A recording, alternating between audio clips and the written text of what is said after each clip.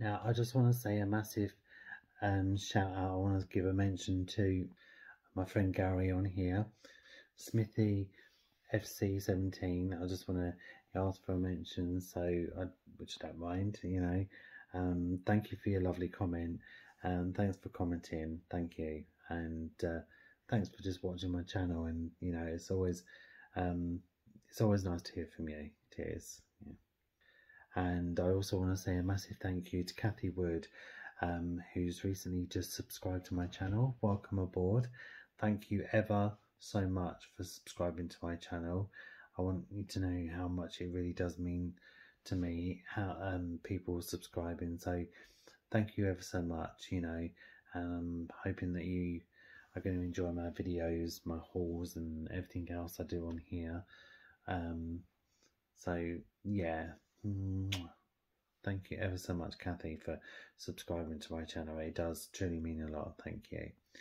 And Soxy's fast asleep over there on the, you see, he's just, oh, just there. He's there. I'll zoom in. So he's fast asleep, person. Can you see? There he is.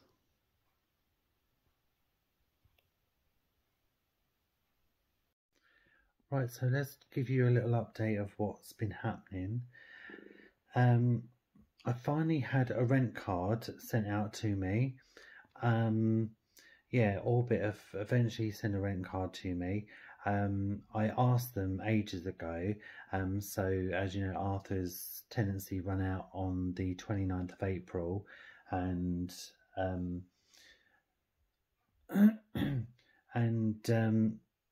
I think they didn't want to send me a rent card. You know, like, I mean, like, you know, water rates card or something. So you just go out the shop and then they just tap the card, and you know, and you put how much, you know, whatever the rent is. Yeah. I think because they knew that they weren't handing this property over to me, you know, so I think they thought, you know, what's the point of giving me a rent card? So every month I had to phone up, and you have this really long number of 19 digits, and then, you know, you just give that number, and then you type in how much, you know, how much you are going to pay, and then you give your bank details, but you give, well, your card detail, you know, and you know, it takes about, well, if it goes through straight away, because sometimes, you know, it's a nightmare trying to get through, and you know, sometimes it's easy to get through, sometimes it's a right bloody ball ache. It takes up to about, and sometimes it can take up to 1 call, sometimes it takes up to about 5 or 6, 7 calls. Yeah, but I've got my little rent card now, so I can go and pay the rent every month, which is so much easier because I don't have to phone up. All I can do is walk up the shop, and like, they give you the receipt number, where if I actually had to write it down. But luckily Orbit wrote to me a while back. They wrote last month, the end of it last month, and they've given me how much of rent I've paid, you know, how much I've paid recently, and what date it's been on, you know, so that's really good, you know. So, and they're really pleased, they're really happy with me, you know. They're really happy that I'm on top of paying the rent, you know. And yeah, and just asked how I was, and I said, yeah, I'm not doing too bad, yeah. So as you guys know, I am on Universal Credit, and one of my really good friends, Gemma, she made a point of, we were talking the other day when we went to the fireworks, and she said about, you know, some people think we have it easy being on Universal Credit, you know, like, you know, I think some people that aren't on benefits, you know. And I know, I mean, I'd never knock people that are on benefits. I know you get some lazy asses out there that they live in the bloody domain of ignorance by deluding themselves by, you know, oh, I get more money if I'm on the dole than I would actually going to get a job, you know. But, you know, I wouldn't knock people that are on benefits, you know, and that's what they're there for, you know, to help out if you're struggling, you know, and you can't get a job or you can't, you know. And I've had people say to me, why don't you do more hours? You know, you can do 13 hours. Well, because there are loads of us, there's fucking hundreds of us at Tesco's, and it wouldn't be fair. I mean, can you imagine? I do 13 hours and I nab the whole fucking overtime. That wouldn't be fair on other people. That wouldn't be fair on other people because I've taken all the overtime and not leaving much for overtime.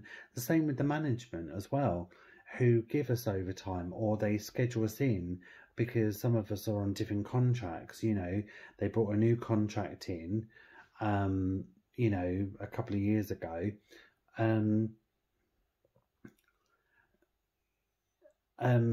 They will schedule you in when they want, you know. They will schedule, yeah, I can't say that word. They will schedule you in when they want, right? And then you have to give 2 weeks notice if you can't do that shift. So, like, I don't know, like, they will schedule you in on your day off to do, like, come in on a Thursday, do a 9 till 6 shift, or come in on a Saturday and do 12 till 9 or something, you know. But you can't guarantee those hours all the time, you know. And there's some people there who are only contracted for 4 hours or 6 hours, you know, less than me, because, you know,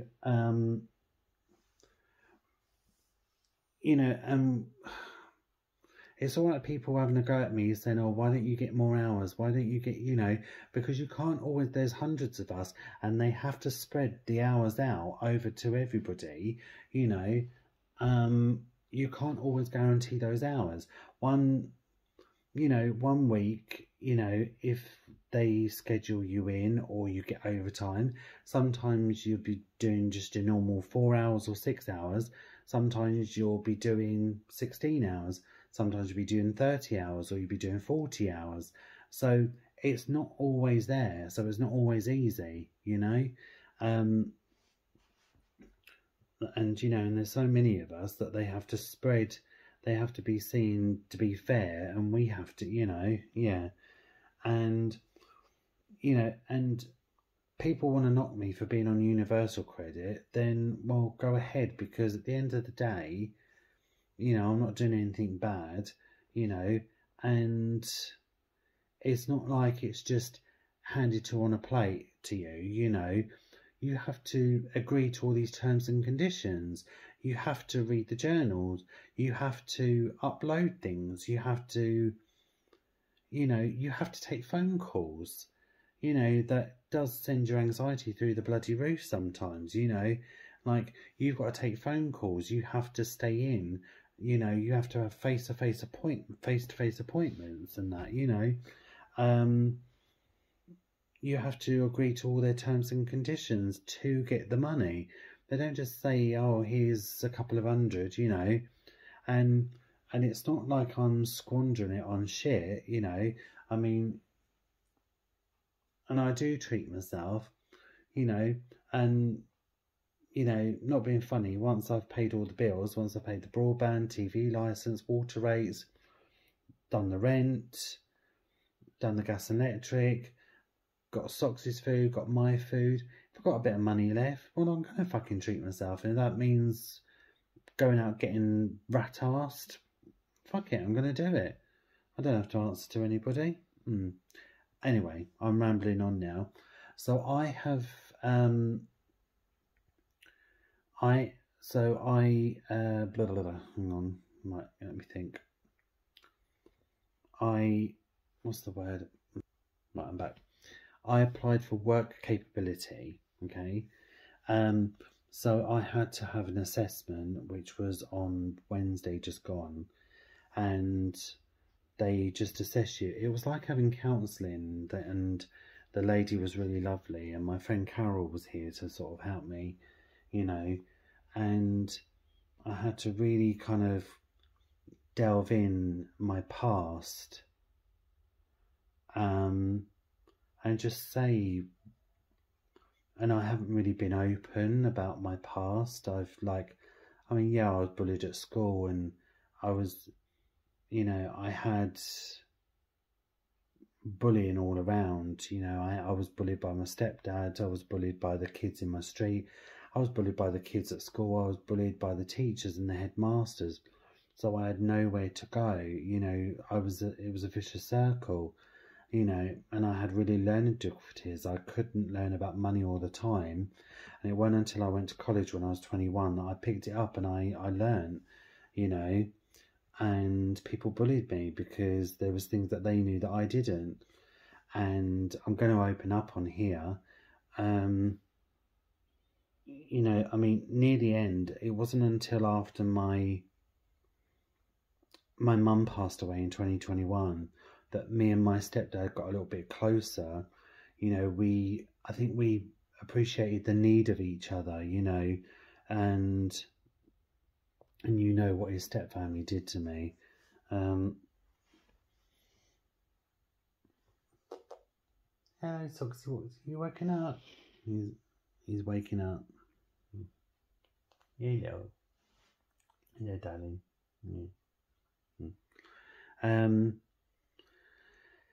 I had to really delve into like the stuff that I went through, you know, and I don't want to sound like, oh, woe is me, you know, feeling sorry for himself.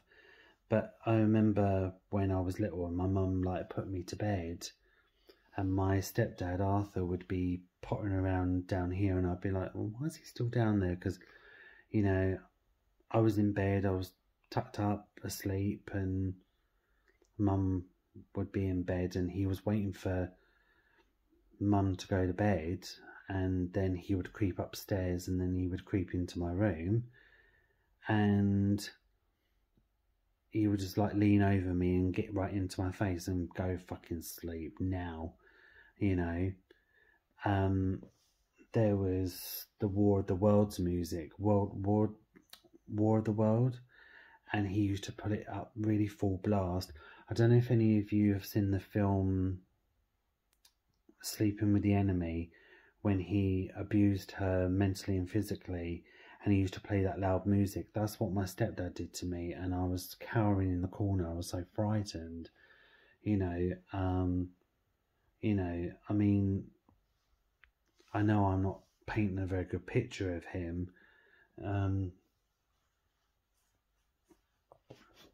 Sorry, Soxy just come over. He's gone to sleep again now.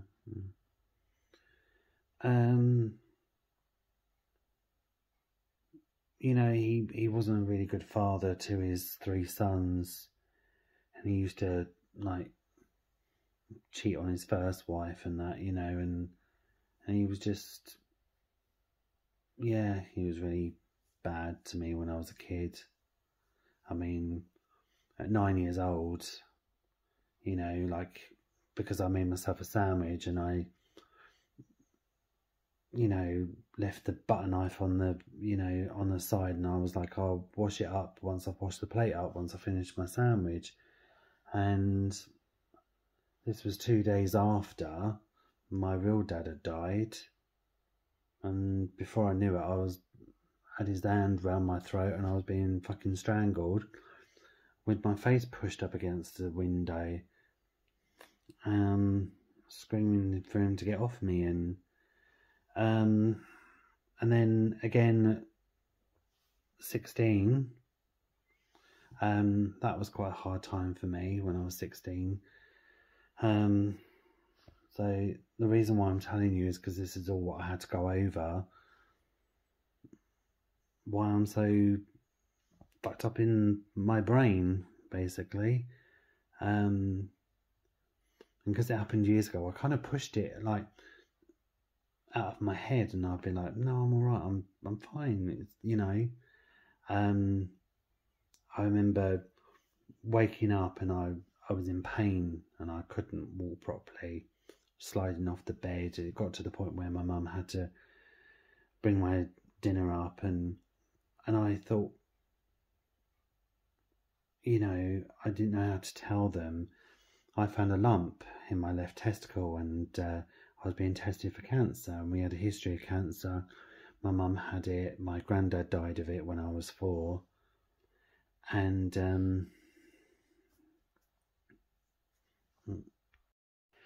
so then I was being tested for cancer, and I got the all clear. It wasn't.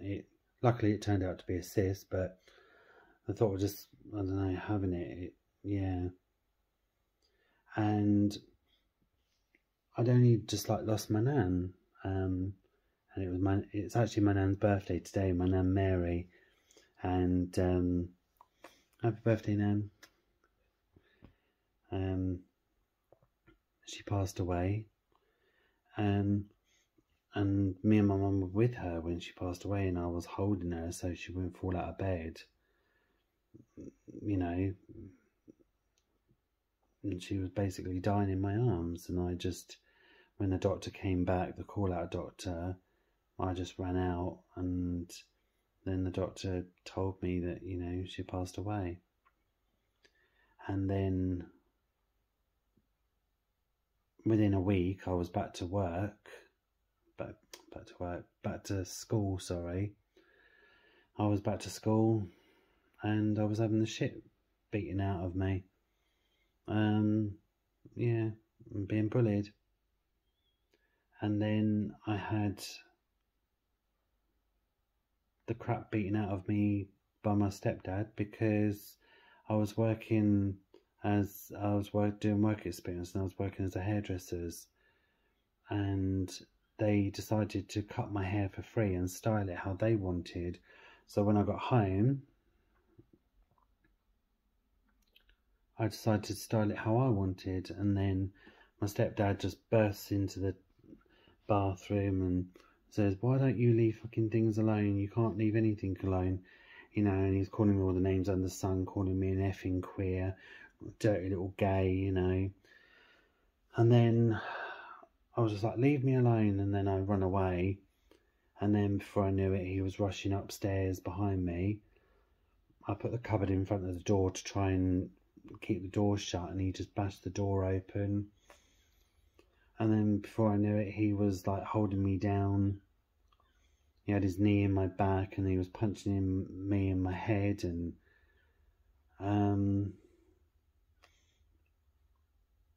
yeah, punched me in my neck, punched me in my back, and I had a massive long bruise from the top of my neck right down to the bottom of my spine, yeah, and in my bum, and that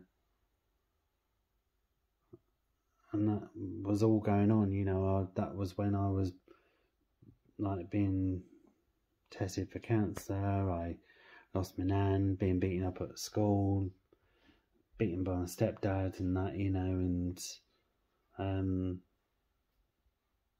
like his stepfamily would just like let themselves in. I remember like being in the bathroom having a strip wash or something, and my stepbrother Paddy, he's the worst one out of them, and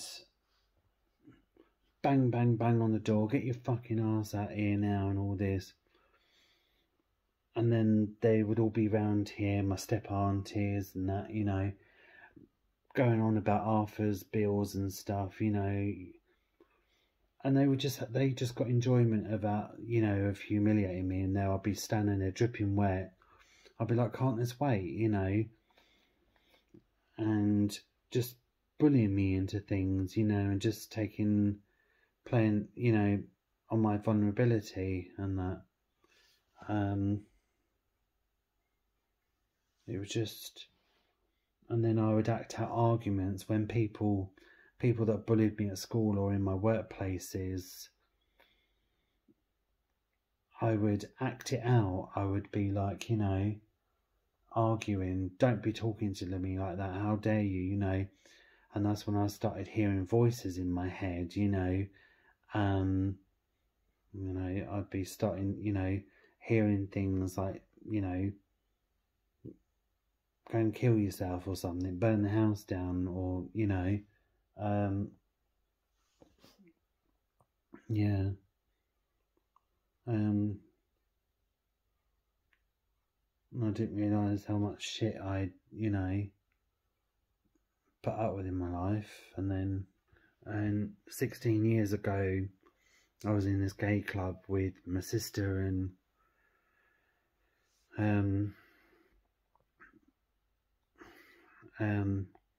a few others, and I was really drunk, and, you know, and this guy come up to me, and without being crude, I don't want to go into too much detail, but he asked me to perform a sexual act on him, and because I was drunk, I was like, yeah, okay then, because I thought, oh, get me, I pulled, you know, and he drags me into the toilet, and then before you know it, he's like slamming the door closed, locking it. I'm pushed over. He's got one hand on my neck and one hand on my back. He's like pushing me over, and like I felt my trousers be pulled down, and I thought, shit, and I just knew what was going to happen. And I kept shouting, and like, you know, you need to let me out, my sister's waiting for me, you know, I need to, like, you're going to do this, you're going to do this. And I was so frightened, and I think because I knew what was going to happen, and I just, you know, and I just managed to push him in, he fell to the side and then slid down, and I just managed to do a run. I just run away and come home. But you know what I'm talking about. It would have happened, but it didn't.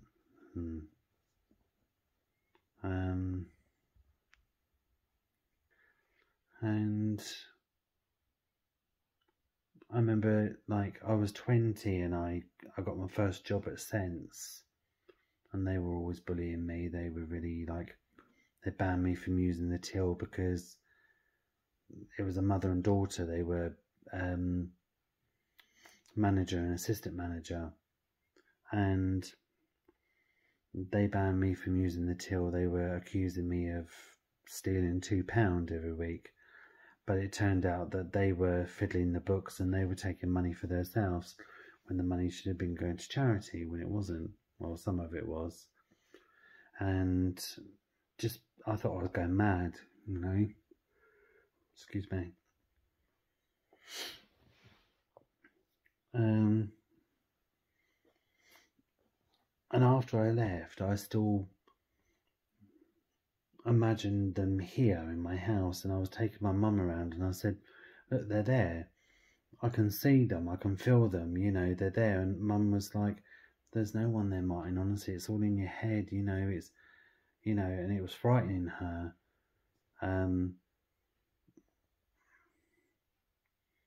You know, and this is what the lady was asking me. She said, do you hear voices? You know, do you see people? And I said, yeah, I talk to them. You know, even people that I used to be friends with, because I wanted to still keep them in my life, and I know that they weren't right for me in my life. I still see them. And I remember when I was at the fireworks on Wednesday, although I loved it, I enjoyed myself, I was sitting overlooking, you know, and I saw the cliffs, and I just, part of me pictured me falling off that cliff, you know, because there were so many suicidal thoughts that I've had in the past, getting drunk on a bottle of JD and just falling off the nearest cliff, and, you know, and bringing up, you know, writing out goodbye messages and then deleting them, and then writing suicide notes and then not following through. and I started getting upset because I had to delve into all that. And she said, I know this is quite traumatic for you. She knew, and I didn't want it to come across like I was just saying it. Like I didn't want it to, you know, like I was making it up or something. And I just started getting upset because I delved into my past, the stuff that I'd literally pushed to the back of my brain. You know, you think you're all right, but I feel a change coming. I feel I've had counselling in the past, and I've kind of opened up about bullying and mental health, but I've never really dived into, I mean, like the cancer scare. I mean, I didn't have cancer, but like I've never really spoke about it. I just kind of, I thought, oh, okay, I'm clear now, and then I just got on with life. And then I remember, because there's a church near me, St Luke's Church Club, next to it is St Luke's Club, and then St Luke's Church Club next to it, and I was a helper. I was signing on. I was 16 at the time, and well, I say I was signing on. I wasn't like, not through the job centre, like a sort of something like that, you know. That I was doing like work experience, you know,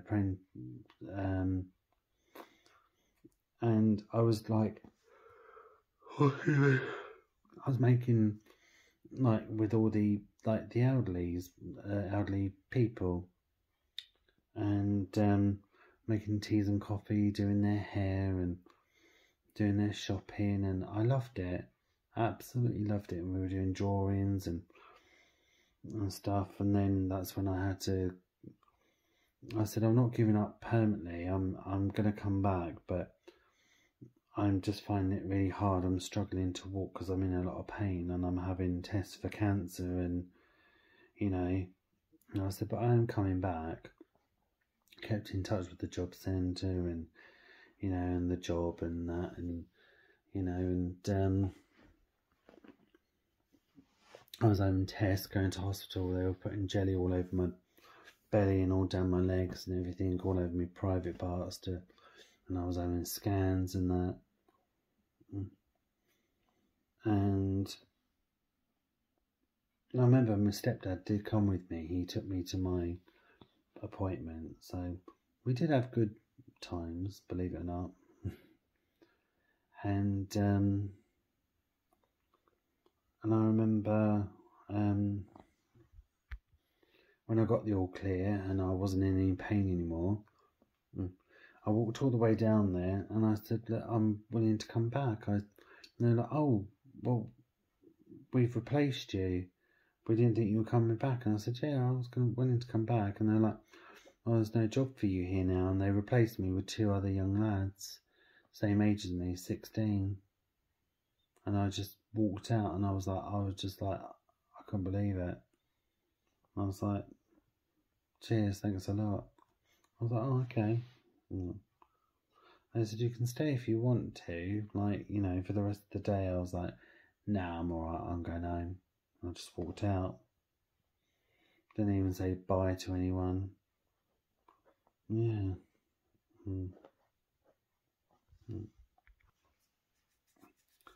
So, yeah, I'm just waiting on that, my work capability. And I've just been doing things to just really better my mental health, and you know, and yeah, sometimes I'm going to bed whenever I want, you know, probably 2 o'clock in the morning, getting up the next day or something, you know. But I've just been embracing life, and I thought, why should life be just stuck indoors? Why should life just be about work? And why should life just be about bills?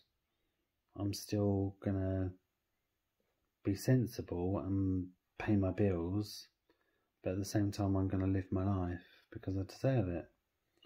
And I've told myself now I'm getting older, that I know that not every day is going to be a bed of roses. There are going to be days where I'm struggling, but I've realised now I'm getting older. I mean, I know I'm only 45. I'm not like, you know, old, but I'm going to try and worry less. You know, I'm just going to try and worry less and just, you know,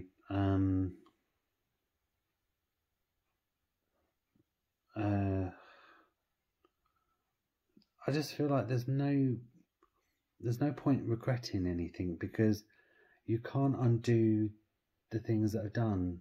You can't unsay the things that are said. You can apologise, but they're said, they're done, you know.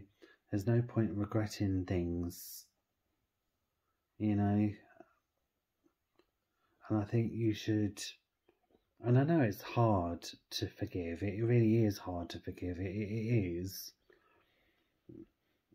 And you're not forgiving for that person to get away with what they done, but just for an inner peace in yourself, you know. And just worry less about not being so anxious when a letter comes through the door, thinking, oh shit, what's this? I'm just going to be like, well, there's not really much I can do about it. Just act on it the best you can. Try and understand it as much as you can. If not, try and get some help, you know. And just, I'm really trying to not worry about the things that I used to worry about. I'm going to make a promise to myself to not worry about the things that, you know, that don't really need to be worried about, you know.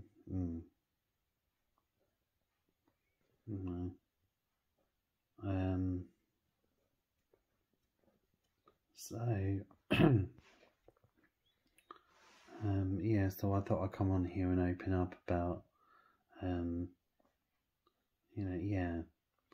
And I do want to give a special mention to a friend who he's recently subscribed, and I've subscribed to his channel. He's a friend of, called Stu, and he's such a lovely guy. We've become really good friends, and we chat when he goes live, and he's really lovely. And he done a video I watched the other day about mental health, and I was getting quite choked up actually watching it, and you know, and it helps when you talk about mental health, and you shouldn't be ashamed of it. It helps. You're helping other people to give them confidence to talk about it, because they'll see that video, like my video or Stu's video or anyone's video, and they'd be like, they had the confidence, they had the balls to talk about it, so I'm going to do it. And also, you know, not being made to feel ashamed about talking about it, you know. And when you do talk about it, I believe that you're kind of saving a life, really. Yeah, you are. Yeah. So, yeah, so that's what's going on. But I'm still doing, I've got to do a face-to-face appointment Thursday at a job centre. So I'm popping downtown, so I'll record and let you know what's going on with that. And then I think I might treat myself to a coffee and have a nice old walk. And I'm getting tired now. Okay. Yeah. And and then I got the doctors. They've put me in touch with the doctors again to talk. So yeah, I'm just gonna, and then I go back to work on the 15th of October. But I've got things to look forward to, like positive, you know. Halloween's just around the corner, and I've got my birthday in November, so I've got plans for that. So, but one thing I did do that I want to, because as hard as it is to face your fears, and you'd be like, no, I'm not getting in the lift, you know, because I'm scared of lifts or something, you know, or I'm not doing this, I'm not holding a spider because I don't like them, or, you know, to be able to get over your fears, I've realised that you have to face them.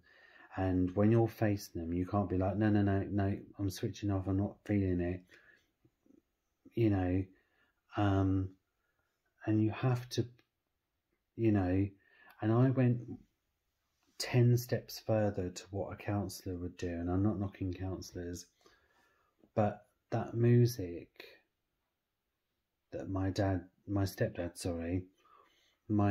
used to put on, and he used to put it up to 100, and it was so frightening. And I was only 7, and I'd be like, can you turn it down, please? Can you please turn it down? If you can't turn it down, just put it, you know, no, can you turn it off? And I said, if you can't turn it off, please just turn it down. And he'd just be laughing and laughing, and it'd go up higher. And if that was a counsellor, they would put it on like 1, just to sort of, because they're getting you through. They're trying to get you through it, to face your fears. I sat here the other day, I put War of the World music on. I was shaking like a leaf, and I was crying, and I turned it up to 100, and I played it again, and I wound it back, and I done it again, and I done it again. And at first I was like, no, push it away, but that's no good, you know. And I was shaking, and I was like crying, I was scared. But I was in control, I was here on my own, and I done it. And I'm actually really proud of myself that I done it. Yeah. Yeah. So yeah. So thank you guys for watching. I thought I'd just give you a little update.